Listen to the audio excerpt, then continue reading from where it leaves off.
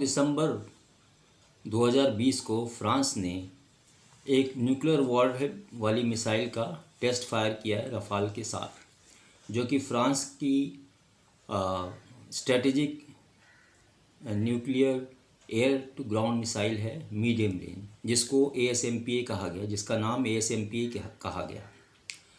इसका राफेल से टेस्ट हुआ। फ्रांस के सजाक्स एरिया में स्थित एयरबेस से इसने उड़ान भरी और मिसाइल ने लक्ष्य को भेद दिया। इसका निर्माण फ्रांस की ही एक कंपनी MBDA ने किया है। और फ्रांस का, जैसे हमारे यहाँ DRDO मिसाइल प्रोग्राम बनाता है, वैसे फ्रांस में एक एजेंसी है जिसको कि मॉनिटर करता है। उस एजेंसी ने, जिसको DGA कहा जाता है, इसको पूरा मॉनिटर किया, इसके फ़्लाइट पाथ को पूरा मॉनिटर किया और ये देखा कि इसका कंट्रोल, इसका गाइडेंस और फ्लाइट पाथ भी एग्जैक्ट है और इसकी जो कैपेबिलिटी है वो 99.9% एक्यूरेसी इसकी दिखाई गई। ये बहुत ज़रूरी था फ्रांस को डेवलप करना, क्योंकि जो पिछली मिसाइल थी जिसको ASMP कहा जाता है, उसको एक्सटेंडेड रेंज बनाने के लिए इस मिसाइल का डेवलपमेंट किया गया। वो पिछली मिसाइल जो ASMP है उसको मिराज 2000 से लॉन्च किया जाता था। तो उनकी जो स्ट्रेटेजिक एयरफोर्स है, जो स्पेस एयरफोर्स है और जो नेवल एयरफोर्स है, वो एयरफोर्स कहते हैं तीनों को, जो हवाई जहाज उड़ाते हैं, फाइटर और अटैक एयरक्राफ्ट, उनको तीनों सर्विसेज में वो एयरफोर्स ही कहते हैं। तो उसके लिए जो है इन्होंने डेवलप किया है और ये इंटीग्रेटेड सिस्टम है आर्मी, नेवी, एयरफोर्स के लिए।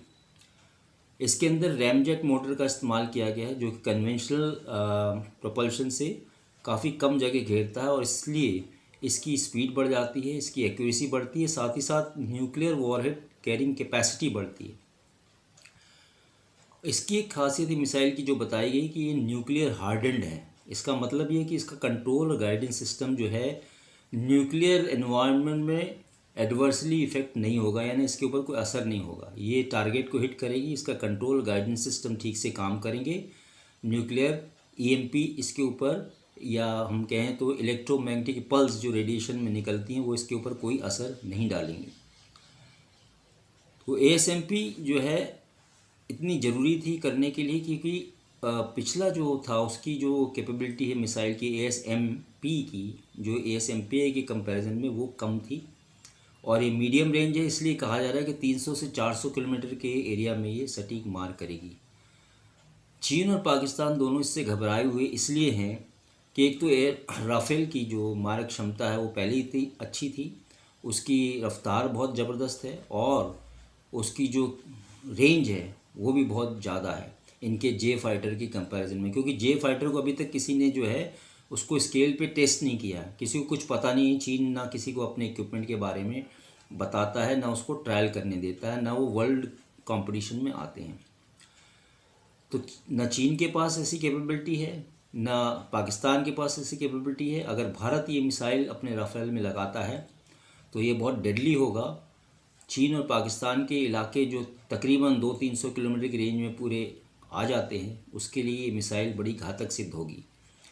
इसलिए ये माहौल बन गया है कि अगर फ्रांस प्रोडक्शन स्टेज में जाता है और इनको बेचता है भारत को, या जो हमारे राफेल बाकी आने हैं उनके साथ कुछ अटैचमेंट देता है या समझौता करता है, तो ये बहुत ही ख़तरनाक बात चीन और पाकिस्तान के लिए होगी। इसलिए दोनों को जो है घबराए हुए हैं, क्योंकि पावर बैलेंस टोटली शिफ्ट हो जाएगा इंडियन फोर्स के लिए और बहुत ज़बरदस्त होगा ये।